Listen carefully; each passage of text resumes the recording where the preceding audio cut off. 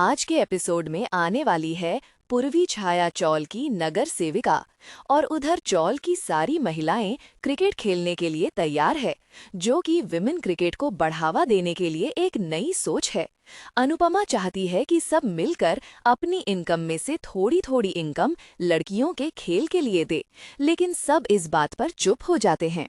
फिर अनुपमा बात को पलटकर क्रिकेट खेलने के लिए तैयार हो जाती है और उधर से आती है नगर सेविका, जो कि अनुपमा के लिए बॉलिंग करेंगी और अनुपमा उनकी हर एक बॉल का चौके और छक्के से जवाब दे रही है। उधर लीला अंश को अपने आइडिया के बारे में बताती है, जिसमें वो कंपनी संभालने के लिए अंश को बोलती है और अंश भी रेडी हो जाता है। राही भी भगवान से प्रार्थना करती है कि सब कुछ अच्छा करना, और वो कॉलेज जा ही रही थी कि उधर से वसुंधरा आ जाती है और फिर से वही बाहर जाने और काम न करने के लिए राही को ताना मारती है। बेचारी राही रुक जाती है और उनकी मदद करने के लिए सोचती है। तभी मोतीबा बताती है कि उनकी दोस्त एयरपोर्ट से सीधा घर पर आ रही है और खाना बनाने वाला भी कोई नहीं है, तो राही कहती है कि मैं बना देती हूँ। तभी मोतीबा कहती है कि जाओ, वरना तुम्हारा पति हम पर साजिश करने का इल्जाम लगाएगा। लेकिन बेचारी राही मोतीबा की बातों में आकर खाना बनाने के लिए चली जाती है। उधर अनुपमा की सारी चौल वाले मिलकर नगर सेविका के सामने तारीफ कर रहे थे।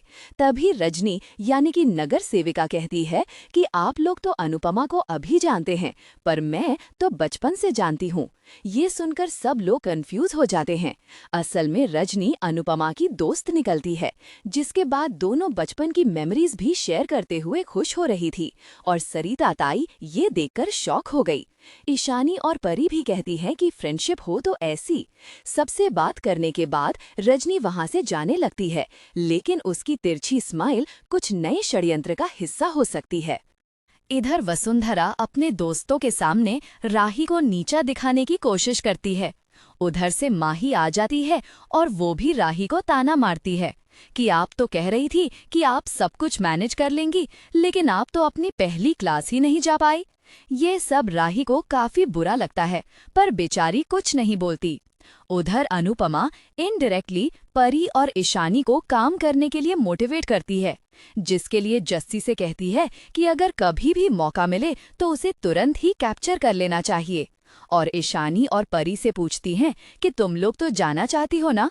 तभी दोनों कहती हैं कि नहीं, हम यहाँ रह सकते हैं, हमारे पास और कोई ऑप्शन नहीं है। और अनुपमा जस्सी से फेवर के लिए कहती है कि ईशानी और परी को शूटिंग पर साथ लेकर जाए, ताकि ये दोनों भी कुछ देखें और सीखें। और जस्सी भी तैयार हो जाती है।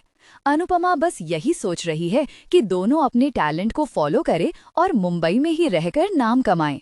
तो क्या अनुपमा की दोस्त रंजनी सच में अच्छी है या फिर अच्छे होने का नाटक कर रही है? और क्या अनुपमा अपने चौल को बचा पाएगी?